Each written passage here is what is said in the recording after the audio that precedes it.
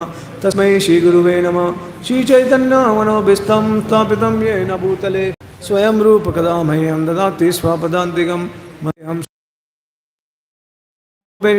गोपिका कांठ राधाकांठ नमस्ते सप्तकंचना गौरंगी राधे वृंदावनेश्वरी विश्वानुसुते देवी परम वाञ्छाकल्पतरुभ्यश्च कृपा सिन्धुभ्येव च पतितानां पावनेभ्यो वैष्णवेभ्यो नमो नमः। नमः ओं विष्णुपदाय कृष्णप्रेष्ठाय भूतले श्रीमते भक्तिवेदान्त स्वामी इति नामिने नमस्ते सारस्वतीदेवे गौरवाणी चारिणे निर्विशेष शून्यवादी पाश्चात्य देशतारिणे जय श्री कृष्ण चैतन्य प्रभु नित्यानंद श्री अद्वैत गदाधर श्रीवासादि गौरभक्तवृंद हरे कृष्णा कृष्ण कृष्ण हरे हरे हरे राम राम राम हरे हरे।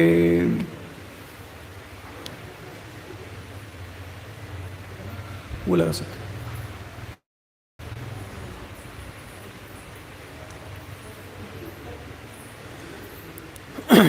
हरे कृष्णा।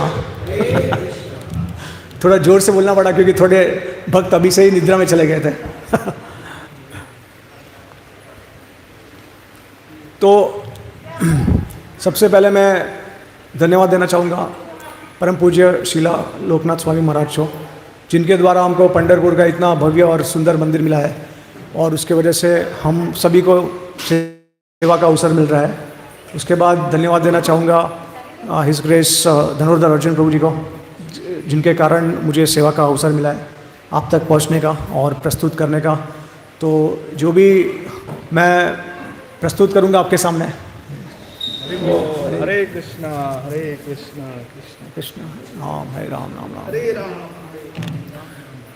तो मेरा प्रयास होगा कि श्रील प्रभुपाद जी और आचार्य के द्वारा जो मैंने सीखा है सभी को धन्यवाद देना चाहूँगा कि आप प्रसाद ग्रहण करने के बाद भी क्लास में आए। तो मुझे लगता है कि बीच बीच में थोड़ा हरिनाम करना पड़ेगा ताकि आप के बिना अगर सुन सकते हैं तो स्पेशल मर्सी मिलना चाहिए। तो आप देख सकते हैं कि किस तरीके से सुबह का जो समय होता है वो कितना शक्तिशाली है ना। अब हम थोड़ा जैसे जैसे लेट होते हैं वैसे रजो और तमोगुण का प्रभाव बढ़ने लगता है। तो बट फिर भी आप सब इतना प्रयास कर रहे हो प्रसाद के बाद सुनने के लिए, तो उसके लिए मैं सबको धन्यवाद देना चाहूँगा। Thank you so much. Hare Krishna. Okay तो अभी मुझे प्रभु जी ने बताया कि आप मंदिर में भी जो रेगुलर भागवतम क्लास है वो शायद 11वां स्कंद ही चल रहा है आपका, और भगवान का तिरुभाव का ही विषय चल रहा है क्या? ओके तो आपको सभी को पता ही है कि किस तरीके से शाप के कारण यदुवंश का नाश हुआ। तो आपने क्या ये पॉइंट कवर ये किया है क्या आपने कवर कि किस तरीके से जो सांबा और उसके जितने भी भाई थे सब पिंडरक करके एक तीर्थ है वहाँ पे गए थे और ऐसा प्रस्तुत करके गए थे कि सांबा जो है वो प्रेग्नेंट है। उन्होंने थोड़ा मजाक करने की कोशिश की ऋषिगण के साथ, लेकिन ऋषिगण जो थे वो मजाक के मूड में नहीं थे। तो उल्टा उनको शाप मिल गया कि जो तुम छुपा रहे हो पेट के अंदर, आपके पेट उसके अंदर जो छुपा रहे हो वही तुम्हारे पूरे वंश का नाश का कारण बनेगा। बराबर। और आपको पता है कि गांधारी ने भी शाप दिया था भगवान कृष्ण को कि जिस तरीके से मेरा वंश का नाश हुआ, क्योंकि उनको लगता था कि भगवान कृष्ण जिम्मेदार है पूरे कुरुक्षेत्र और महाभारत के, उनके वजह से सबका विनाश हुआ। तो उनको काफ़ी गुस्सा आया और क्रोध में आके उन्होंने भगवान को शाप दे दिया कि जिस प्रकार से मेरे वंश का ये संग्रह है उसी प्रकार से तुम्हारे वंश का भी विनाश हो जाएगा। तो भगवान देखिए, भगवान को कोई शाप लागू नहीं होता। प्रभुपाद जी तात्पर्य में भी यही कहते हैं कि भगवान की इच्छा के अनुसार सब होता है। ठीक है, अब हम देखेंगे कि आचार्यों ने किस तरीके से आपको ये दृष्टिकोण समझाया है कि ऐसा भी बताया गया है कि भगवान जी बलराम जी यादवांश जो है उनका शरीर को जलाया गया है ना, और उनकी जो पत्नियां थी तो वो उस जो फ्यूनरल सेरेमनी को क्या हिंदी में कहते हैं, शमशान घाट में अंत संस्कार, हाँ अंत संस्कार में जब शरीर को जलाया जाता है शमशान भूमि में, तो किस तरीके से वर्णन है कि सारे जो यदु वंश के जो रिलेशन में जो भी जितने भी भक्त थे वो धीरे धीरे करके भगवान श्री कृष्ण की पत्नियां उनके जो उनकी जो अग्नि होती है उसमें प्रवेश करते हैं। बलराम की जो पत्नियां आती है उनके अग्नि में प्रवेश कर लेते हैं। तो अब आपको लगेगा कि ये तो सब जल के मर गए, भगवान का शरीर आध्यात्मिक कैसे हुआ? फिर भगवान का शरीर तो भौतिक हो गया। और ये श्रीमद् भागवतम में सुखदेव गोस्वामी वर्णन करते हैं, जबकि कल पूरे क्लास में हमने क्या स्थापित किया है कि श्रीमद् भागवतम क्या है? अमल प्रमाण। ठीक है, तो श्रीमद् भागवतम जो है सारे वेदों का सार है, सारे शास्त्रों का सार है, आपको श्रद्धा की है। तो फिर कैसे समझ सकते हैं ये सब घटनाओं को? तो आचार्यों ने थोड़ा विस्तार में चर्चा की है, इसके लिए मैंने कहा था कि थोड़ा समय लगेगा, आधे घंटे में नहीं होगा कंप्लीट। तो एक एक करके हम लोग जाते हैं पहले। ठीक है, तो अभी देखिए शिला प्रभुपाद जी का हमने ट्रांसलेशन पढ़ा, 3rd कैंटो का 3rd चैप्टर का 15 वर्स। शिला विश्वनाथ चक्रवर्ती ठाकुर का ट्रांसलेशन पढ़िए, थोड़ा सा अंतर है, लेकिन प्रभुपाद जो तात्पर्य में बताते हैं वही विश्वनाथ चक्रवर्ती ठाकुर अपने ट्रांसलेशन में बताते हैं। तो ये क्या है? When they will quarrel among themselves with eyes and because of complete intoxication from liquor, they actually will not die. ठीक है? Though they appear to die like others, only when I decide that they disappear, they will disappear spontaneously. तो प्रभुपाद जी का translation थोड़ा सा अलग है, लेकिन तात्पर्य में श्रीला प्रभुपाद जी यही कह रहे हैं जो विश्वनाथ चक्रवर्ती ठाकुर अपने ट्रांसलेशन में कह रहे हैं कि जब उनकी आंखें लाल होगी शराब पी के तब वो नहीं मरेंगे, लेकिन जब मैं चाहूँगा तब मरेंगे। तो थोड़ा सा एक अलग डायमेंशन दिया है। ठीक है, आगे कीजिए बस। ओके, तो अभी 11वां स्कंद का अध्याय में चौथा श्लोक में भगवान श्री कृष्ण होते हैं। हिंदी में ट्रांसलेशन का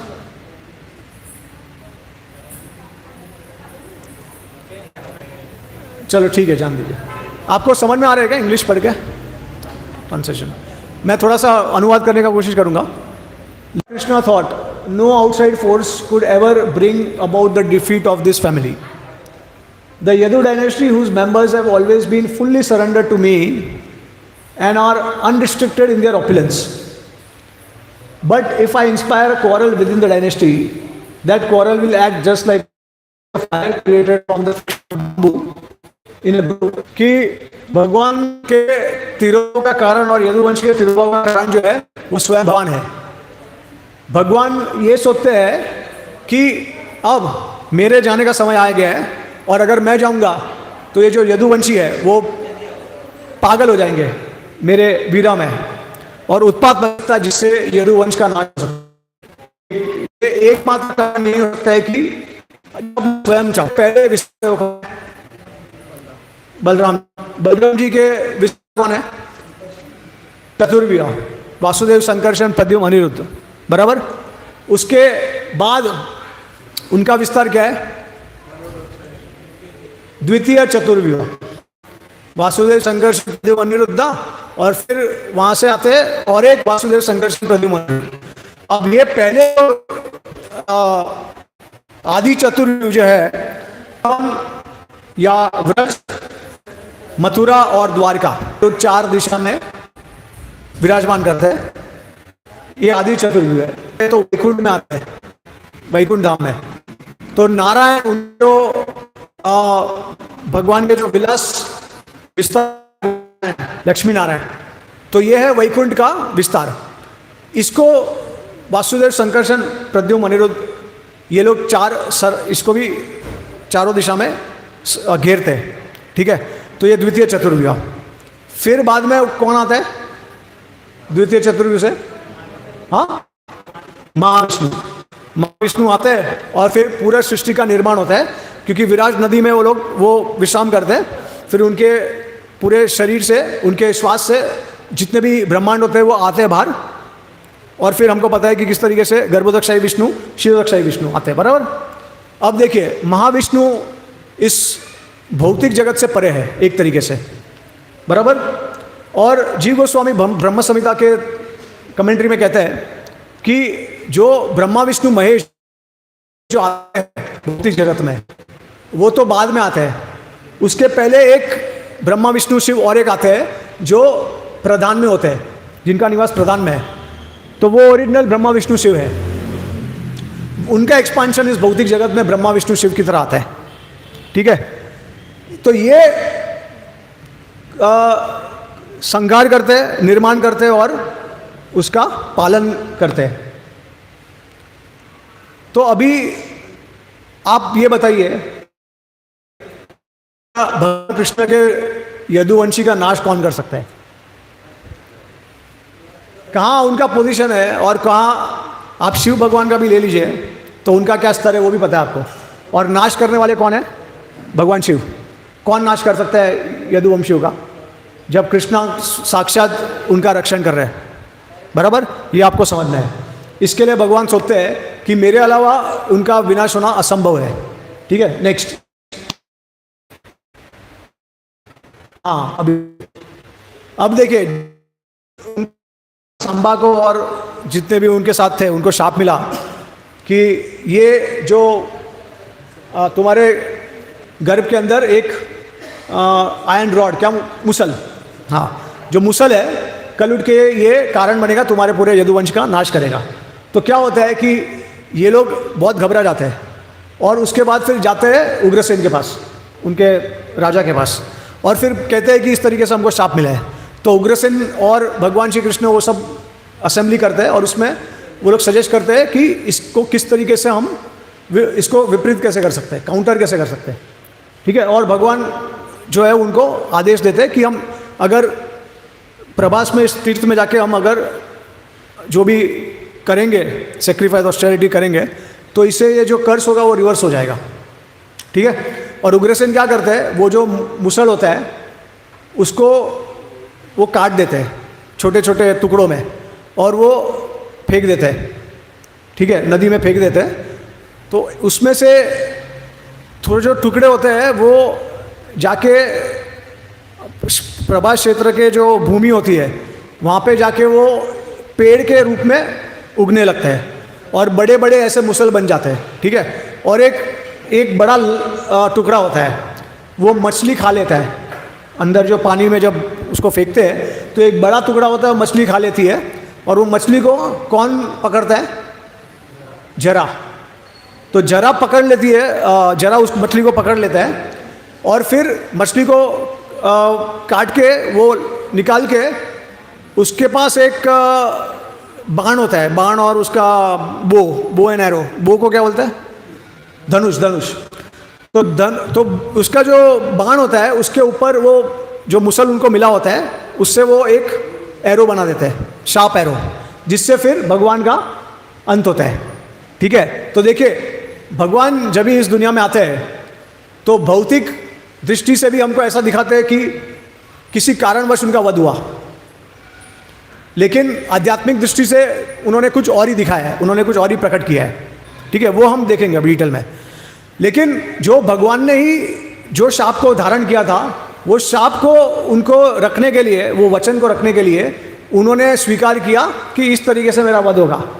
इसके लिए सबका शाप भगवान ने रख लिया। तो गांधारी का भी शाप हो गया, उसके बाद जो जितने भी ऋषिगण थे, भगवान के बहुत सारे उसमें से भक्त, नारद मुनि भी थे उसमें से, तो उनका सबका शाप जो है भगवान ने रख लिया।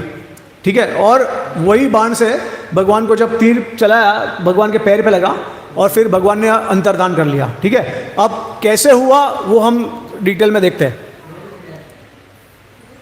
तो जी आचार्य विश्वनाथ ठाकुर बताते हैं कि भगवान जो एक साधारण मनुष्य की तरह अपने आप को वर्ताव कर रहे थे। इसके लिए वो कोशिश कर रहे थे कि इस शाप को हम उल्टा कर दें या फिर नलीफाई कर दें उसको। ठीक है, हाँ, अभी ओके, चलो थोड़ा सा नीचे कीजिए। अभी देखिए, कृष्ण भगवान एक ऐसे भगवान का स्वरूप है जो असुरों को मोक्ष दे सकते हैं। बाकी कोई भगवान का जितना भी स्वरूप है वो कोई भी असुर को मोक्ष नहीं दे सकता। क्या ये आपको पता है? भगवान कृष्ण ही सिर्फ असुरों को मोक्ष दे सकते हैं, ठीक है। तो अब जब भगवान असुरों को मोक्ष देते हैं, उनको मार के उनको मोक्ष मिलता है, तो भगवान अगर उनका अंतर्धान भी होता है तो उनको कैसे, उनका जो शरीर है वो भौतिक कैसे हो सकता है और उनका हो सकता है, बराबर। तो जीव गोस्वामी ये कह रहे हैं कि ये असंभव है कि भगवान के शरीर का अंत हो, और वो कहते हैं कि भगवान का शरीर जो है आध्यात्मिक है, वो भौतिक नहीं है। इसके लिए उदाहरण देते हैं कि भगवान जो है वो असुरों को भी मोक्ष देते हैं, तो उनको खुद को मोक्ष कौन सी बड़ी बात है, राइट। अब विश्वान ठाकुर कहते हैं कि भगवान ने असल में क्या किया, देखिए, कभी उदाहरण देते हैं कि कभी कभी एक व्यक्ति होता है, वो मटका लेके जाता है पानी का पूरा फुल भर के ऐसा, तो उसको काफ़ी भार लगता है अपने शरीर पे। तो कभी उसको अगर एक सोने का मटके का उदाहरण देते हैं, तो वो क्या करता है कि भार कम करने के लिए वो अंदर का जो पानी होता है वो बाहर फेंक देता है, और फिर खाली मटके को लेके जाता है, वो सोने का मटका रहता है, ठीक है। तो उसी प्रकार से भगवान ने अपने शरीर का, भौतिक शरीर का त्याग किया। अब भौतिक शरीर क्या है भगवान का? हमने तो आध्यात्मिक शरीर सुना है। तो भौतिक शरीर, हमारे आचार्य कहते हैं कि इस मटेरियल वर्ल्ड जो है, ये मटेरियल वर्ल्ड जो है वो भगवान का भौतिक शरीर है। कैसे समझ सकते हैं? भगवान का जो विराट रूप क्या है? विराट रूप क्या है भगवान का? भौतिक जगत, पूरा संसार, तो उसको भौतिक बोलते हैं और उसको क्षणिक भी बोलते हैं, temporary and material, it is not eternal. तो भगवान का जो विराट रूप है वो सनातन रूप नहीं है, उनका असली रूप नहीं है, असली स्वरूप नहीं है, और ना ही वो सनातन है, ना ही वो आध्यात्मिक है, वो टेम्पररी और मटीरियल है। तो ये छोड़ दिया पीछे। हालांकि आगे चल के देखेंगे भगवान ने अपना एक और स्वरूप धारण किया था जो जलाया गया था, ठीक है, और वो किसको दिखाया गया था वो हम और आगे चर्चा करेंगे। हाँ, और दूसरा श्रीधर स्वामी कहते हैं कि जब उनको शाप मिला तो पूरे ब्रह्मांड में बहुत सारे अशुभ लक्षण पाए गए। तो ये श्रीधर स्वामी कहते हैं कि ये भगवान की लीला थी, भगवान की इच्छा से हुआ, क्योंकि द्वारका में कोई भी अशुभ लक्षण का संभावना हो नहीं सकता कभी भी, क्योंकि भगवान और उनका धाम जो है वो अभिन्न है। तो भगवान अगर स्वरूप शक्ति है तो द्वारका धाम क्या है? स्वरूप शक्ति है। अभी कल के क्लास में हम देखेंगे कि किस तरीके से भगवान जो है वो नित्य सन्निहितो हरि द्वारका में निवास करते हैं, नित्य द्वारका में निवास करते हैं, नित्य मथुरा में निवास करते हैं, नित्य वृंदावन में निवास करते हैं। तो ये हम सब बराबर से समझेंगे कल की क्लास में। तो द्वारदेव स्वामी एक और प्रमाण देते हैं परीक्षित महाराज को ये कहने के लिए कि अगर कोई भी शंका है किसी के मन में, तो वो शंका को दूर करने के लिए एक और प्रमाण देते हैं श्रीमद् भागवत में से। तो यहाँ पे क्या गया है?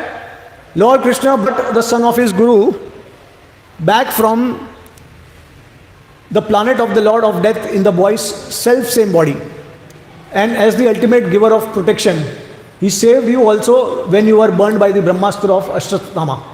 He conquered in battle even Lord Shiva, who deals death to the agents of death, and he sent the hunter Jara directly to Vaikuntha in his human body. How could such a personality be unable to protect his own self? तो यहाँ पे सुखदेव गोस्वामी कहते हैं परीक्षित महाराज को कि देखिए भगवान कृष्ण की लीला देखिए कि जब सांदीपनि मुनि ने उनको रिक्वेस्ट किया कि मेरे पुत्र को वापस लेके आओ, जो ऑलरेडी मृत्यु को प्राप्त हो चुका था, यमराज के लोक में था वो, तो भगवान यमराज में गए, यमलोक में गए और यमराज के साथ उनका संवाद हुआ। यहाँ पे क्या लिखा है उन्होंने? In the boys self same body, मतलब जो शरीर में उन्होंने अपने प्राण छोड़ दिए थे उसी शरीर में वो मधुमंगल को वापस लेके आए। अब ये आश्चर्यचकित बात है, क्योंकि आपको पता है कि एक बॉय कोई यमराज के लोक में चले जाता है तो क्या बचता है फिर? भौतिक शरीर तो है ही नहीं, सूक्ष्म शरीर है। तो फिर जीव गोस्वामी गोपाल चंबू में कहते हैं कि यमराज को उन्होंने आदेश दिया कि जो भौतिक जो एलिमेंट्स है, जितने भी मटेरियल एलिमेंट्स हैं, जो जो एलिमेंट्स आपने यूज़ किए थे ये शरीर को बनाने के लिए, या वो जो शरीर जिससे वो बना था, वो सब मटेरियल एलिमेंट्स को आप बुलाइए और मुझे उस तरीके से ही पूरा आप जैसे थे वैसे as it is, Madhumangal as it is, मुझे वैसे का वैसा बना के आप मुझे दीजिए। तो ये जीव गोस्वामी गोपाल चंबू में कहते हैं। तो फिर उसी प्रकार का शरीर देते हैं उनको, भौतिक शरीर। इसके लिए सेल्फ सेम बॉडी लिखा है, क्योंकि भौतिक शरीर तो है ही नहीं, तो भगवान भौतिक शरीर को भी उसी प्रकार से बनाते हैं। और फिर मधुमंगल को शांति मुनि को दे देते हैं, ठीक है। उसके बाद फिर ये कहते हैं कि भाई आपको भी भगवान ने परमात्मा के स्वरूप में भगवान ने आपको ब्रह्मास्त्र से बचाया था। और उसके बाद कहते हैं कि भगवान शिव को भी भगवान ने परास्त किया है। तो ऐसी 2-3 लीला है जो भागवत, श्रीमद् भागवत पुराण में है, और कृष्ण लीला और कृष्ण बुक में भी प्रभुपाद जी ने ट्रांसलेट किया है कि किस तरीके से कृष्ण ने भगवान शिव को परास्त किया था। और उसके बाद हाँ, और भगवान शिव कौन है? जो मृत्यु का मृत्यु है, जिसको मृत्यु मिलता है, वो मृत्यु को मृत्यु देने वाले भगवान शिव है। तो ऐसे भगवान शिव को भगवान श्री कृष्ण ने परास्त किया है। तो कोई संभावना ही नहीं है कि उनका कुछ हो सकता है, ठीक है। और जरा को भी उन्होंने अपने खुद के शरीर में एज इट इज, जरा ने तीर चलाया, भगवान उसके वजह से अंतर्धान हुए। जरा जो शरीर में थे उनको उसी शरीर में उन्होंने वैकुंठ भेज दिया। तो फिर भगवान का विनाश कैसे हो सकता है? असंभव है, ठीक है। तो ये प्रमाण है। नेक्स्ट, हाँ, बाद में श्रीला विश्वनाथ ठाकुर कहते हैं कि देखिए, जरा का जो बाण था उसने भगवान के पैर को छेद नहीं किया था, क्योंकि अगर छेद किया होता था, पहले तो उनका जो स्वरूप है वो सच्चिदानंद है, इसके लिए छेद करने का कोई संभावना ही नहीं है। दूसरा है कि अगर छेद किया होता था, छेद कर भी लिया होता था भगवान की इच्छा से, तो जब उनको पता चलता है जरा को कि मैंने भगवान को अनजाने में मार दिया उनके पैरों में, तो जब जाके वो क्षमा याचना करते हैं तो सबसे पहले वो भगवान के पैर में से वो तीर को निकाल देते थे। लेकिन ऐसा कुछ वर्णन नहीं है। तो विश्वनाथ ठाकुर कहते हैं कि उन्होंने क्या किया, उनका जो तीर था वो सिर्फ भगवान के पैर को छुआ और नीचे गिर गया, लेकिन छेद नहीं कर पाया, ठीक है। और ऐसा भी कहते हैं कि अगर भगवान के शरीर को छेद किया होता था तो फिर उसमें से खून भी आ सकता था। हालांकि वो खून जो है वो आध्यात्मिक था। जिस प्रकार से भीष्म पितामह उन्होंने भगवान के ऊपर तीर चलाए थे और भगवान ने उनके तीर को भक्ति के स्वरूप में उन्होंने एक्सेप्ट कर लिया, ठीक है। हम भगवान को देखें, हम भगवान को किस प्रकार से सेवा करते हैं? श्रवणम, कीर्तनम, स्मरणम, पदसेवनम, अर्चनम, दास्यम, साख्यम, वंदनम, आत्मनिवेदनम, राइट। लेकिन भीष्म पितामह का तरीका अलग था। वो क्षत्रिय थे, तो क्षत्रिय किस तरीके से सेवा करते हैं? बाणों से सेवा करते हैं। तो उन्होंने भगवान को, उन जो बाण छोड़े थे, भगवान ने स्वीकार किए उनकी सेवा को, और तभी थोड़ा सा खून आ रहा था भगवान के शरीर में से। हालांकि ये खून जो था वो आध्यात्मिक था। और आचार्य वर्णन करते हैं कि, भागवतम वर्णन करता है कि भगवान का शरीर जो था खून की वजह से एकदम सुंदर हो गया था। हालांकि हमको जब खून आता है तो शरीर जो होता है वो थोड़ा सा बिगड़ जाता है दिखने में, राइट, ठीक है। नेक्स्ट, हाँ, देखिए भगवान ने ऐसा ड्रामा क्यों किया? तो पांडव जो थे ना, उनका करुणा रस बढ़ाने के लिए, क्योंकि अर्जुन जो थे वो गए थे, जो भगवान का फ्यूनरल सेरेमनी हुआ था तो वो देखने को गए थे। वो उनको पता चला कि भगवान का ऐसा अंतर्धान हुआ है, तो पांडव में से अर्जुन गए थे। और बिकॉज अभी सब यादवंश जो यादवंश थे वो तो नहीं थे, तो इसके लिए कौन उनका ध्यान रखेगा? इसके लिए सबसे जो क्लोज थे अर्जुन के रिलेटिव, कृष्ण के रिलेटिव, वो अर्जुन थे। तो अर्जुन देखने गए थे। तो ये ड्रामा इस तरीके से रखता कि उनका जो करुण रस है, करुणा का रस है, वो आगे। हाँ, उसके बाद एक मिनट,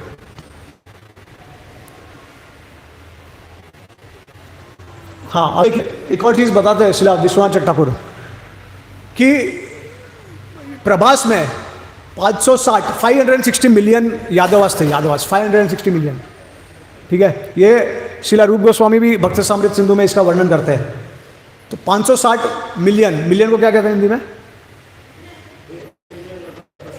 10 को क्या कहते हैं हिंदी में?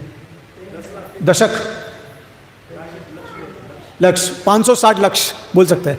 इतने यादवास थे, तो उनका विनाश हुआ। अब देखिए, जब जरा गए वहां पे तो सुमशान था सब कुछ, तो विश्वनाथ ठाकुर कहते हैं कि असंभव है, क्योंकि इतने यदुवंश का अगर विनाश होता है तो पूरे जगह पे खून फैल जाता है, खून की नदियाँ दिखती है, लेकिन ऐसा कुछ दृष्टि देखने नहीं मिली उनको। सब कुछ शांत था, एकदम क्लियर था सब कुछ, ऐसा कुछ नहीं था। ठीक है। और दूसरा है कि वहाँ पे बहुत सारे जानवर भी होते हैं, क्योंकि वो समय पे जानवर भी थे, तो अगर वो देखते थे, मतलब क्या होता कि जब ऐसा युद्ध हो रहा था तो ऐसा कोई संभावना ही नहीं था कि कोई जानवर भी वहाँ पे रुके, वो सब भाग जाएंगे। इतना भयंकर युद्ध हुआ था ये। ठीक है। तो कोई संभावना ही है कि कोई जानवर हो वहाँ पे, और अगर जानवर ही नहीं है तो जरा को सब कैसे समझ में आ सकता है कि इधर एक हरण है, क्योंकि उन्होंने तो सोचा कि हरण है, उन्होंने उनको लगा कि हरण का पैर है, और उसके वजह से उन्होंने तीर चलाया, लेकिन हरण का होने का कोई संभावना ही नहीं था, ऐसा विश्वनाथ ठाकुर कहते हैं। हरे कृष्णा कृष्णा कृष्णा हरे हरे, हरे राम राम राम हरे हरे, हरे कृष्णा कृष्णा कृष्णा हरे हरे, हरे राम राम राम हरे हरे, हरे कृष्णा कृष्णा कृष्णा हरे हरे, हरे राम राम राम हरे हरे, हरे कृष्णा कृष्णा कृष्णा हरे हरे, हरे राम राम राम हरे हरे, हरे कृष्णा कृष्णा कृष्णा हरे हरे, हरे राम राम राम हरे हरे, हरे कृष्णा कृष्णा कृष्णा हरे हरे, हरे राम। लगता है भगवान के तिरुभाव के साथ इस स्लाइड का भी तिरुभाव हो गया। ओके। हरि बोल।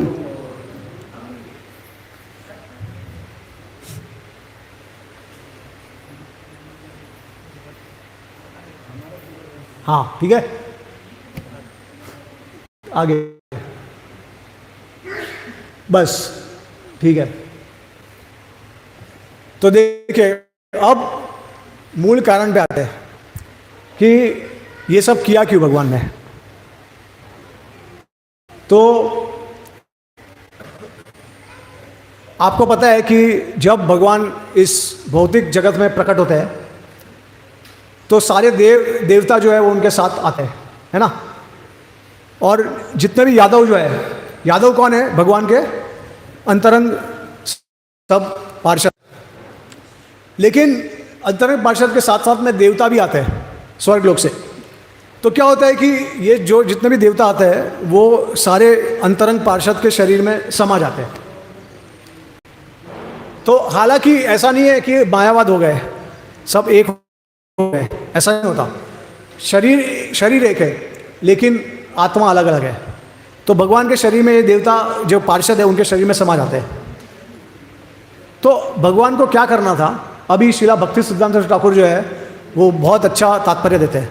वो कहते हैं कि देखिए किस प्रकार से कृष्ण ने ये लीला से मायावाद का खंडन किया, दूसरा उन्होंने खंडन किया सहाजीइज्म का, और दूसरा उन्होंने तीसरा खंडन किया उन्होंने सखी बेकी। तो किस प्रकार से ये खंडन किया उन्होंने? तो मायावाद खंडन कैसे हुआ? ये जो देवता थे ना, अभी देखिए ये जितने भी भगवान के अंतरंग पार्षद थे वो भगवान के सम्मान थे। तो एक तरीके से उनके जैसा शक्तिशाली कोई नहीं था, क्योंकि वो भगवान के पास जितना शक्ति था उतना उनके पास शक्ति था। और आपको पता है कि सब जितने भी यदुवंशी थे ज़्यादातर करके विष्णु तत्व है, वासुदेव, संकर्षण, प्रद्युम्न, अनिरुद्ध, और फिर ऐसे बहुत सारे अनगिनत भगवान के विस्तार है वैकुंठ में। तो ये सब विष्णु तत्व है, बराबर। तो विष्णु और कृष्ण में कोई अंतर नहीं है एक तरीके से, राइट। तो वो भगवान ईश्वर तत्व है सब। अब ये जो देवता थे वो उनको ऐसा लगने लगा कि हम भी ईश्वर तत्व बन गए हैं और अब हमारा मनमानी हम कर सकते हैं जो करना है वो, क्योंकि हम कृष्णा है, हम ईश्वर है। तो देवता को ऐसा इच्छा जब आने लगा, ऐसा ख्याल आने लगा, तो उनका इसको उनके जो गर्व को उनका खंडन करने के लिए भगवान ने ये सब लीला रची। तो उन्होंने क्या किया, देवता को जो अंतरंग पार्षद थे उनके शरीर में से उनको बाहर निकाल दिया। ये अंत में सब जो भगवान का जब तिरोभाव चल रहा था उसके समय ये सब पहले भगवान की प्रेरणा से योग माया सब अरेंज कर रही थी। तो देवता का जो पोर्शन अपने आप को समझ लिया था कि क्योंकि हम उनके वंश में हैं तो हम कुछ भी कर सकते हैं और हम ही अधिकारी है इस वंश को आगे बढ़ाने के लिए। तो इस तरीके की भावना जो थी उसको भी नाश करने के लिए भगवान ने लीला रची। क्यों? क्योंकि एक तरीके से भगवान ये यदुवंशी के द्वारा, अभी देखिए बाहर की दृष्टि से यदुवंशियों ने भगवान के भक्तों का अपमान किया था, उनका अपराध किया, इसकी वजह से उनको शाप मिला। तो भगवान एक तरीके से यह भी दिखा रहे हैं कि अगर भगवान का अगर कोई खुद का संबंधी भी हो, एकदम अंतरंग संबंधी भी हो, अगर वो किसी भक्त का अपमान करता है, अपराध करता है, तो उसका भी विनाश निश्चित है। तो ये भगवान ने दिखाया। ये लेकिन बाहरी दृष्टि है। ऑफ कोर्स अंतरंग दृष्टि से तो हमने देखा कि सब भगवान के अंतरंग पार्षद है, तो उनको कोई छू भी नहीं सकता है। ना कोई, विश्वनाथ ठाकुर कहते हैं कि छूने की तो दूर की बात है, उनका कोई अपमान भी नहीं कर सकता, क्योंकि वो जो करते हैं वही सही होता है, क्योंकि वो ईश्वर तत्व है ना। तो इसके लिए ये सब चीज़ों का खंडन करने के लिए, और कलयुग में जब भगवान को पता था कि कलयुग में उसका प्रभाव होगा, तो इसको दिखाने के लिए उन्होंने ये सब लीला की। तो ऐसा ना लगे किसी को कि मैं अपने मैं डिवोटी हूँ, मतलब फैमिली डिवोटी हूँ, मैं मेरा वंशज जो है वो काश गोस्वामी है, जैसे जैसे प्रभुपाद जी ने भी कहा था कि काश गोस्वामी अपने आप को समझते हैं कि जस्ट बिकॉज क्योंकि मैंने ब्राह्मण के परिवार में जन्म लिया है तो मैं ब्राह्मण हूँ, मैं पूजा के योग्य हूँ, या फिर के परिवार में से हूँ, सद गोस्वामी परंपरा से हूँ मैं, या नित्यानंद परंपरा से हूँ, या अद्वैत परंपरा से हूँ। आपने देखा होगा शिला प्रभुपाद जी के भी जो पुत्र थे वो भी भक्त नहीं बने थे सब। फिर अद्वैताचार्य के भी जो 3 पुत्र थे, बाकी 3 जो थे वो डिविएट हो गए थे। नित्यानंद प्रभु के केस भी ऐसे ही था। तो इस तरीके से भगवान दिखाते हैं कि सिर्फ ना वो बड़ी बात नहीं है, कर्म और कार्य से होता है कुछ। हाँ, तो अब इसी प्रकार से श्रीमद् भागवतम में कहते हैं स्वामी कि जब वसुदेव और देवकी ने और रोहिणी ने ये खबर सुनी तो उन्होंने वो अनकॉन्शियस हो गए, ठीक है, उनका जो चेतना है वो चले गया, और उसी समय उन्होंने अपने प्राण त्याग दिए। तो जो प्रभास में जाता है वो सब उनके एक्सपांशन जाते हैं, जो देवता होते हैं। अभी अलग अलग प्रकार के जीव होते हैं जो एक दूसरे में समाये होते हैं। एक तो पहले ये होता है कि भगवान के अंतरंग पार्षद आते हैं तो उनके ही अंश होते हैं, वो विस्तार करते हैं। जैसे नंद महाराज और यशोदा मैया है तो वो द्रोण द्वारा बनते हैं, और जब नंद महाराज और यशोदा मैया आते हैं कृष्ण के समय पे तो वो उनके शरीर में समा जाते हैं। और वही है, क्योंकि वो दोनों सेम है। जैसे मैंने अपने आप को विस्तार कर लिया और फिर मेरा काम होने के बाद अपने शरीर को वापस मैंने अपने शरीर में ले लिया, ऐसा है, ठीक है। तो उसको एक तरीके का विस्तार बोलते हैं। दूसरा समावेश कैसा होता है कि अलग अलग 2 जीव होते हैं, तो अंतरंग पार्षद आते हैं, उनके शरीर में समा जाते हैं जीव। जब लीला खत्म होती है, संपूर्ण हो जाती है, भगवान अपने धाम को चले जाते हैं, तो पार्षद भी अपने धाम को चले जाते हैं। और जो जीव होता है वो जब अगर उसने भक्ति की होती है, भगवान की शुद्ध भक्ति, तो वो भक्ति करके के वजह से वो भगवान के धाम में चले जाते हैं। और अगर शुद्ध भक्ति नहीं की होती है तो वो स्वर्ग लोग चले जाते हैं, तो बाहर निकल जाते हैं और अपने अपने स्थान पे प्रस्थान कर लेते हैं। तो इस प्रकार से आचार्य ने हमको समझाया है। और रूप गोस्वामी इसका प्रमाण देते हैं एक कुर्म पुराण या मत्स्य पुराण से, लघु भागवत अमृत में, कि किस प्रकार से जब भगवान राम अंतर्धान हुए और परलोक पधार रहे थे, तभी जो अनंत शेष था वो लक्ष्मण के शरीर में समा गए थे, ठीक है। तो इस प्रकार से वो प्रमाण भी देते इसके लिए। तो ये देवता को अलग करने के लिए भगवान ने पूरा खेल रचा। और किसके लिए रचा? मेन देखिए, अभी एक बात समझना जरूरी है कि ये पूरा ड्रामा जो था वो असल में हुआ ही नहीं था, ऐसा कुछ हुआ ही नहीं था। जो पूरा डिस्क्रिप्शन सुखदेव गोस्वामी करते हैं कि वो लोग मुसल को लेते और एक दूसरे के ऊपर आक्रमण करते और सब एक दूसरे का विनाश हो जाता है, एक्चुअली में ऐसा कुछ होता ही नहीं है। ये सब कुछ एक स्वप्न की तरह होता है पूरा लीला। और ये किसके लिए होता है? कौन देखता है ये? भौतिक लोग, नास्तिक लोग, जिनको श्रद्धा नहीं होती है भगवान के प्रति। उन लोग को बीविल्डर करने के लिए भगवान ये लीला रचते हैं। हालांकि भक्त जो है तो वो समझ सकते हैं भगवान के लीला के रहस्य को, ठीक है, लेकिन उसके लिए भी भगवान कहते हैं कि भक्त को महाजनों ये ना गता सा बनता। जब आचार्य का आश्रय लेके समझेंगे तभी समझेगा। धर्मस्य तत्वम निहितम गुहायम महाजनों ये गता सा बनता। तो ये जो तत्व जो है भगवान की लीला का, धर्म का, ये सब क्या है? धर्मस्य तत्वम निहितम गुहायम, बहुत निहितम गुहायम है, कॉन्फिडेंशियल है। जब तक महाजन के हृदय में जाके हम देखें ना, तब तक कुछ समझ में नहीं आएगा, ठीक है। तो ये महाजनों के द्वारा ही समझ में आ सकता है, ठीक है। अभी और हम चर्चा करेंगे इसके बारे में, नीचे आइए। तो जैसे मैंने कहा कि portion of Devaki, the main portions of Devaki and others remain in Dwarka, not visible to the common eyes. अभी देखिए, भगवान की लीला में आपको एक सिद्धांत समझना बहुत जरूरी है, प्रकट और अप्रकट। तो किसी को पता है क्या है प्रकट अप्रकट?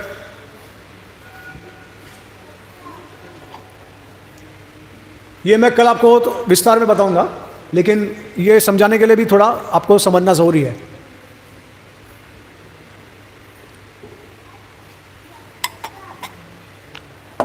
किसी को पता प्रकट अप्रकट क्या है? यस प्रभु जी।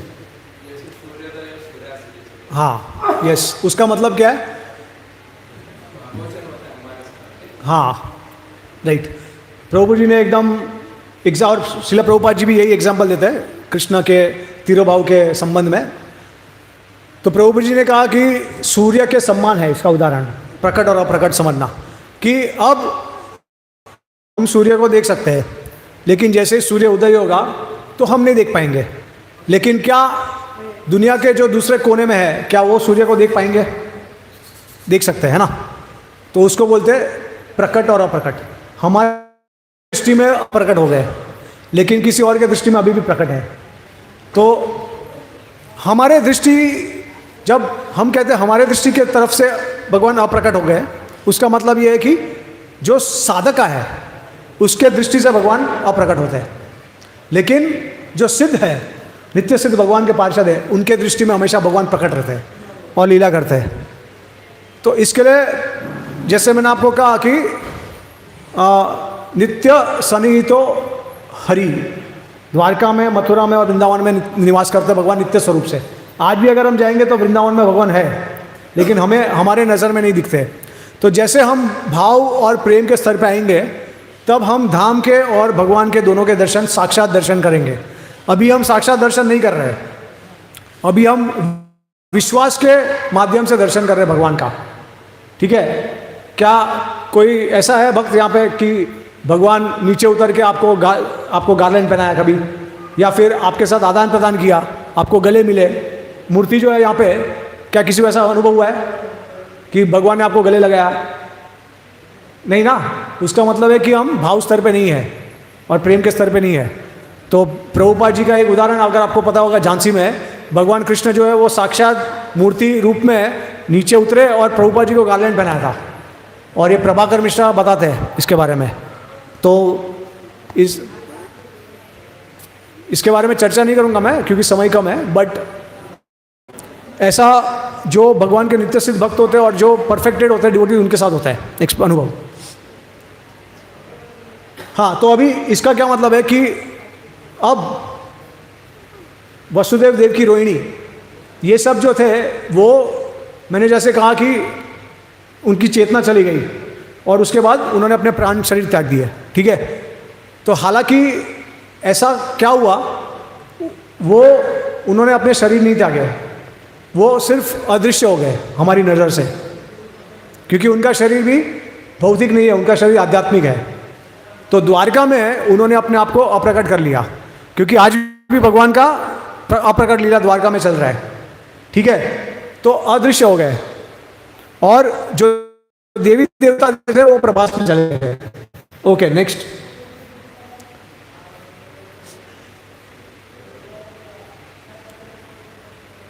हाँ, अभी श्रीमद् भागवतम के 11वां स्कंद में 31 अध्याय में और 15 से 22 के श्लोक में सुखदेव गोस्वामी क्या वर्णन करते हैं, ये सब फ्यूनरल सेरेमनी के बारे में वर्णन करते हैं। अगर समय होता तो हम ट्रांसलेशन देखते थे, लेकिन इसके बारे में सुखदेव गोस्वामी वर्णन करते हैं और विश्वनाथ ठाकुर कहते हैं कि ये जो ओपिनियन है वो किसी का है, एक्चुअली स्वयं सुखदेव गोस्वामी का ओपिनियन नहीं है, या फिर ये रियलिटी नहीं है, इस प्रकार से नहीं हुआ था। फ्यूनरल सेरेमनी हुआ ही नहीं है भगवान का, क्योंकि उन्होंने अपने शरीर को त्यागा ही नहीं है। ठीक है, ये भक्त को पता है, लेकिन बाहर वालों के सामने भगवान ने इस ड्रामा, ठीक है। और आगे चल के ऐसा भी कहा गया है कि ये पूरा लीला जो हुआ था वो किसी बाहर वालों के साथ हुआ था, बराबर, जो नास्तिक थे उनके साथ, फिर जिनकी श्रद्धा इतनी नहीं थी उनके साथ हुआ। लेकिन भगवान ने ऐसा लीला रचा कि उनके लिए भी एक स्वप्न की तरह था ये। मतलब ये एक्चुअली पूरा ये सब जो लीला हुआ था प्रभास में, वो हुआ ही नहीं था कुछ। भगवान ने एक इल्यूजन क्रिएट किया था। जिस प्रकार से हम स्वप्न देखते हैं, हमको लगता है कि सच्ची में हमारे साथ कुछ हो रहा है, अनुभव जो होता है वो सच होता है। जब हम शरीर में, देखिए, हमारा भौतिक शरीर थोड़े समय के लिए खत्म हो जाता है, हम अपने सूक्ष्म शरीर में जाते हैं, सपना आता है, तब अनुभव करते हैं और वापस इस भौतिक शरीर में आ जाते हैं और भौतिक शरीर वापस जाग जाता है। तब हमको लगता है कि अरे हमको ये अनुभव मिला, हमको कुछ तो ऐसा फीलिंग आया।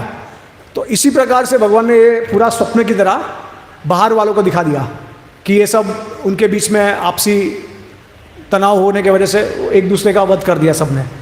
लेकिन हालांकि ये सब कुछ नहीं हुआ था, क्योंकि इसका प्रमाण सुखदेव गोस्वामी और एक चीज़ बताते हैं।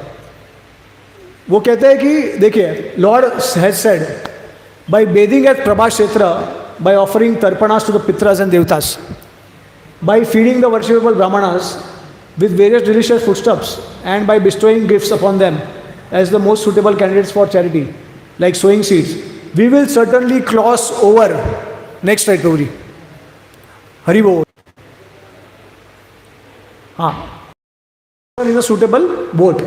ये श्रीमद् भागवतम का प्रमाण 11वां 6ठा अध्याय और 37 to 38 वर्ष में सुखदेव गोस्वामी बताते हैं। इसका क्या मतलब है कि भगवान किस तरीके से इस शाप से हम लोग मुक्त हो सकते हैं, और वो तरीका अपनाते हैं और वो उससे मुक्त भी हो जाते हैं।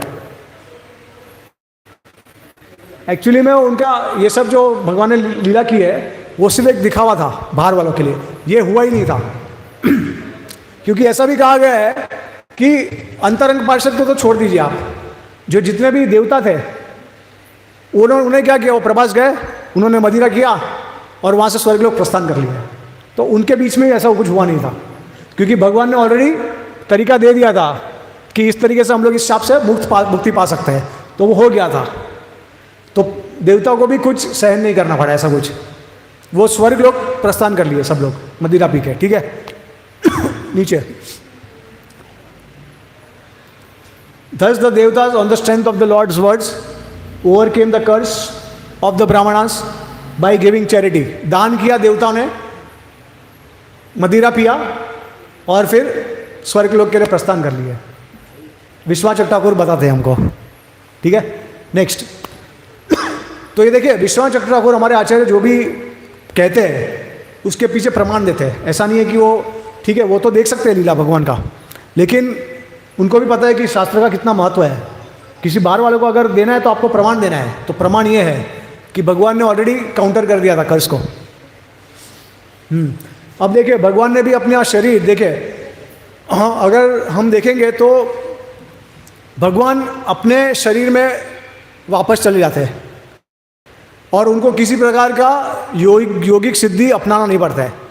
जैसे इसमें कहा गया है कि एक योगी मेडिटेशन का प्रोसेस है, एक अग्नि है करके, जिससे आपको क्या होता है, आप अपना शरीर छोड़ सकते हो और दूसरा जन आपको शरीर मिल सकता है अपने इच्छा के अनुसार, और उसके लिए आपको अपना शरीर जलाना पड़ता है।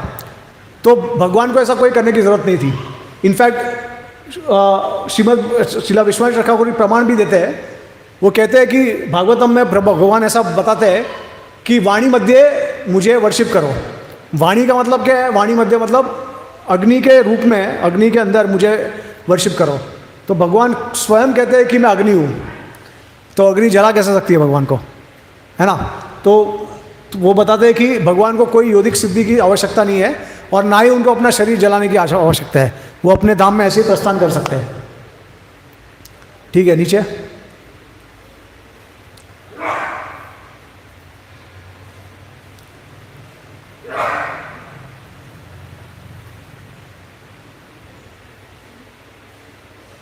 बस एक मिनट। तो जैसे मैंने आपको कहा कि श्रीला भक्ति सिद्धांत ठाकुर ने कहा कि इनिमिकल हो गए थे कृष्णा के प्रति, उनका जो भाव था, उनको लगने लगा था कि हम स्वयं कृष्णा है, हम कृष्णा की बातों को क्यों माने, हम कृष्णा को ईश्वर क्यों माने, और भगवान की बात ना सुनना और फिर इंडिपेंडेंटली करना और उनको गर्व आना। तो इसके वजह से ये सब चीज़ों के लिए उन्होंने पूरा लीला रचाई है।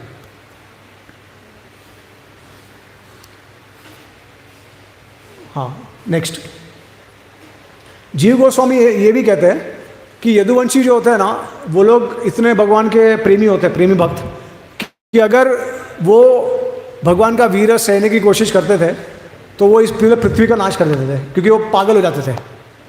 क्योंकि क्या है, क्षत्रिय थे ना, तो उस वेश में वो पूरा पृथ्वी का नाश करते थे। इसके लिए भी भगवान ने पूरा देवता और यदुवंश को अलग किया। भगवान हमको ये सिखा रहे हैं कि स्वयं भगवान वो खुद है, सबके मालिक है, संपूर्ण तरीके से जो इच्छा करते हैं स्वतंत्र है और सत्य संकल्प शक्ति है उनके पास। जो भी इच्छा करेंगे सब कुछ पूरा हो सकता है। फिर भी भगवान दिखाना चाहते हैं कि इस भौतिक जगत में हम लोग को जितना समय रहना है उतना समय रहना चाहिए, आसक्ति नहीं होनी चाहिए, और हमको जब समय आए तभी इस भौतिक शरीर का त्याग करना चाहिए। तो ये भी दिखाया भगवान ने अपने को। तो हमको उन्होंने मोक्ष प्राप्त करने के लिए प्रोत्साहित किया है। जैसे मैंने कहा कि due to separation from Lord they will become highly agitated and in that state they would have destroyed the entire earth, जो जीव गोस्वामी कहते हैं। नेक्स्ट। हाँ, अभी और एक चीज बोलते हैं जीव गोस्वामी कि बर्डन जो भार होता है वो दो प्रकार का होता है। एक भार जो होता है अच्छा भार होता है, मतलब आपको अच्छा लगता है, और दूसरा जो भार होता है वो कष्टदायी भाव होता है, जो आपको पसंद नहीं होता। तो कभी कभी ऐसा होता है कि अच्छा भार भी कभी कभी हमको, जो कोई कमज़ोर लोग होते हैं वो लोग उठा नहीं सकते। तो उदाहरण के तौर पे एग्जांपल ये दिया गया है कि जैसे हम अपने बच्चे उनको उठा के चलते हैं, हालांकि हमको कष्ट होता है। जो माँ होता है वो अपने बच्चे के लिए काफ़ी कुछ सहन करती है, उनको कष्ट होता है, लेकिन हालांकि उनको आनंद मिलता है उस कष्ट से। तो इस प्रकार का भार होता है, दो प्रकार का। एक भार जो होता है वो हम सहन नहीं कर सकते और जो हमको अच्छा नहीं लगता, और एक भार जो है वो सहन कर पाते हैं और वो अच्छा लगता है। लेकिन एक ऐसे कमज़ोर लोग होते हैं जो उतना भार भी सहन नहीं कर सकते। तो उन्होंने ये बताया कि अर्थ, पृथ्वी जो है वो भी इस भार को सहन नहीं कर पाई। जब ध्रुव महाराज ने तप किया, भयानक तप किया उन्होंने, तो पृथ्वी भी जो है वो भी इतना भार सहन नहीं कर पाई। नीचे। नरसिंहदेव भगवान का भी जब आविर्भाव हुआ तभी भी इतना भी ये पूरा ब्रह्मांड था, वो भी उनके भार को सहन नहीं कर पाया। तो एक तरीके से भगवान का आविर्भाव क्या है हमारे लिए, एक आनंद का विषय है ना, लेकिन इस तरीके से वो भार हो गया। समझे आप? तो कहने का मतलब ये है, तात्पर्य ये है कि जब आनंद में भी कोई होता है तो उसका भी भार झेलना पड़ता है। तो इसके लिए भगवान ने यदुवंशी को बुला लिया, क्योंकि वो भार हम सहन नहीं कर सकते थे। ठीक है, नीचे। श्रीला प्रभुपाद जी कहते हैं कि सूर्य उदय और सूर्यास्त की तरह है भगवान का लीला। तो हाँ, अभी फिर विश्वनाथ ठाकुर कहते हैं कि कोई उनका अपमान भी नहीं कर सकता था। ये तो दूर की बात है कि कोई उनको विनाश करने की सोचे। और तीन भगवान के उद्देश्य थे। एक तो जितने भी उनके नित्य पारिषद थे उनको वापस भेजना अपने धाम में। उसके बाद जितने भी देवता है उनको अपने अपने स्वर्ग लोक या अलग जगह पे भेजने का। और फाइनली अदृश्य अप्रकट होना इस दुनिया से। नीचे नीचे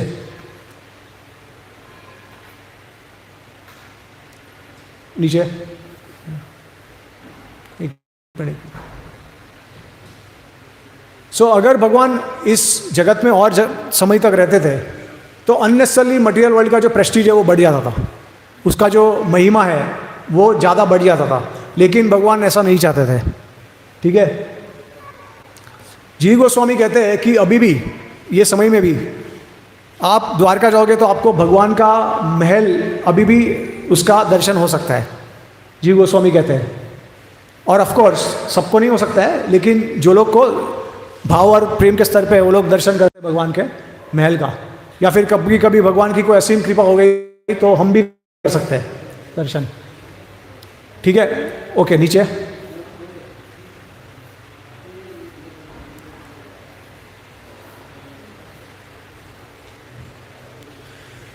देखिए, एक और चीज समझना है कि भगवान ने ये सब इस प्रकार का पूरा लीला का रचना क्यों किया, क्योंकि राम भगवान के समय पे पता है आपको क्या हुआ, भगवान ने किस तरीके, वो उनका तिरोभाव कैसे हुआ पता है आपको, राम भगवान का सरयू नदी में गए, फिर क्या हुआ,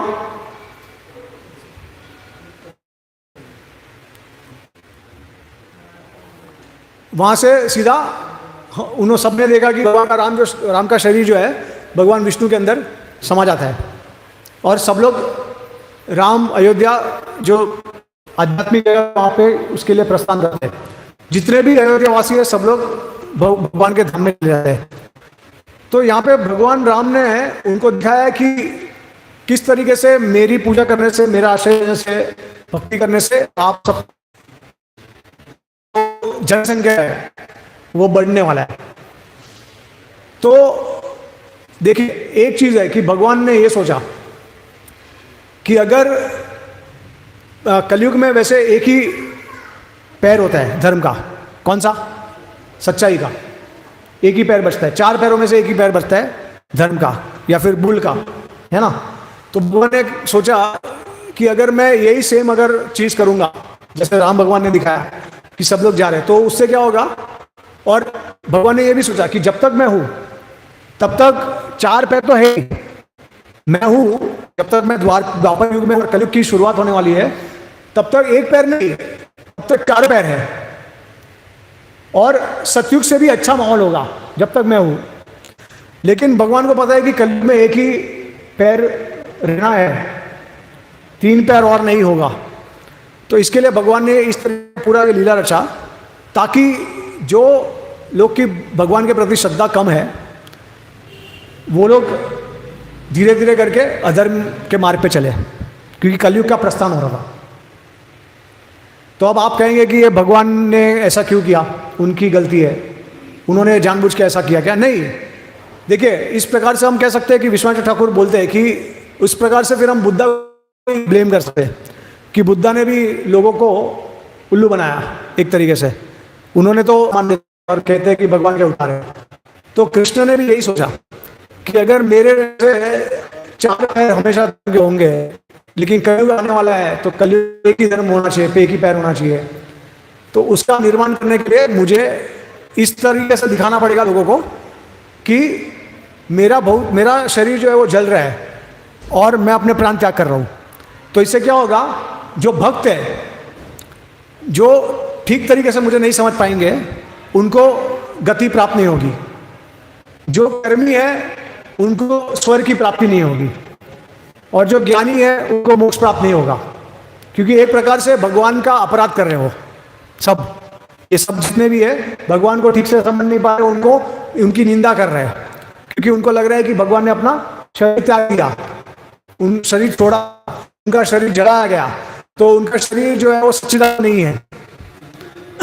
तो इसके लिए भगवान ने ऐसी लीला की, कलयुग आने वाला था तो वो उसको भी उसका पालन करने के लिए भगवान ने ऐसा सब पूरा लीला किया। ठीक है, अब नेक्स्ट।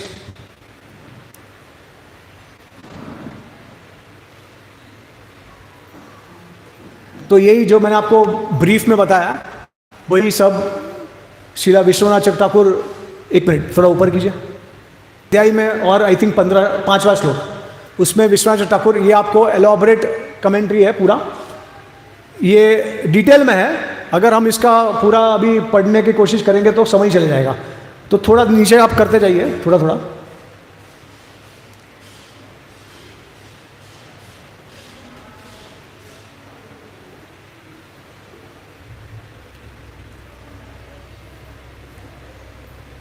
हाँ अभी एक मिनट देखिए, जैसे कि यहाँ पे कहा है कि देवता जो है वो मेरे विभूति है। जैसे जो क्या कहते हैं उनको, क्यूपिड को क्या कहते हैं हम,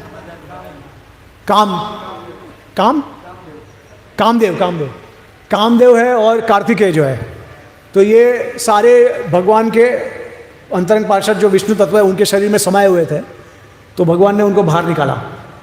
जैसे my power of yoga I will withdraw them from those bodies without others noticing, making some fake forms for the eyes of ordinary people which appear to be Pradyumnas. I will have the devtas in those bodies go to Prabhas. देखिए जैसे मैंने आपको कहा कि fake body बनाएंगे, जैसे ये सब भगवान के जो अंतरंग पार्षद जो विष्णु तत्व है वो तो उन्होंने वो सब अदृश्य द्वारका में हो गए थे, तो किसको भेजा था, उन्होंने फेक शरीर बनाए थे, उसके अंदर जो देवता के पोर्शन थे उनको प्रवास में उन्होंने भेजा था। ठीक है, और फिर जैसे मैंने आपको कहा राम भगवान ने ऐसा किया, लेकिन कृष्ण भगवान ने कुछ उल्टा ही किया उसके। ठीक है, नीचे जाइए।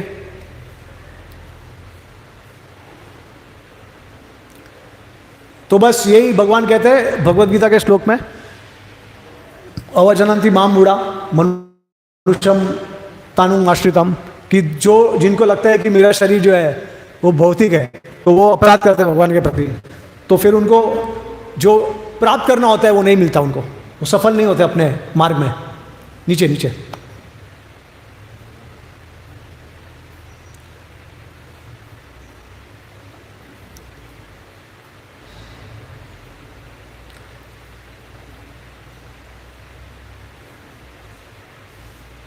एक मिनट ऊपर ऊपर ऊपर थोड़ा, बस बस बस, हाँ। They will see and conclude that I gave up my body along with associates like Pradyumna and queens like Rukmini were burn in the funeral fire. Not only the material will see this, every persons Arjuna will see this by my divine will. Thakur वो कहते वैशंपायना और जो पराशर मुनि है वो आगे चल के अपने पुस्तक में लिखे इसके बारे में वर्णन करेंगे।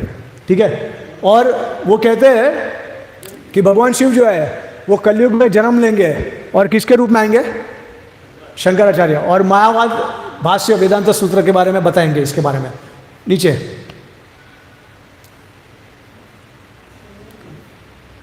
ठीक है, तो इस तरीके से पूरा भगवान मैनिफेस्ट करते हैं। बहुत सारे कारण होते हैं, एक कारण नहीं होता, वो कुछ उनकी एक तीर से 1000 शिकार करते हैं, वो बोलते हैं ना, उस प्रकार से भगवान की एक लीला में अनेकों कारण होते हैं। यस, नीचे की और फिर विश्वनाथ ठाकुर बहुत डिटेल में प्रमाण देते हैं कि किस तरीके से भगवान का शरीर जो है वो सनातन है। तो वो उपनिषद, गोपाल तापनी उपनिषद, उसके बाद ब्रह्मांड पुराण, उसके बाद बहुत सारे ऐसे शास्त्रों को कोट करते हैं। तो फिर ये हम इसके बारे में इतना चर्चा नहीं करेंगे, तो इसी के साथ हम लोग कथा को अंत करेंगे, विश्राम देंगे। और अभी कुछ अगर भक्तों को प्रश्न है या कुछ टिप्पणी है तो हम ले सकते हैं, और तो इसी के साथ हम विराम देंगे। ग्रंथराज श्रीमद् भागवतम की, जगतगुरु श्रील प्रभुपाद की, इताई को प्रेमानंदे। प्रभु जी वो बुक्स ओके, किसी को कोई प्रश्न या टिप्पणी?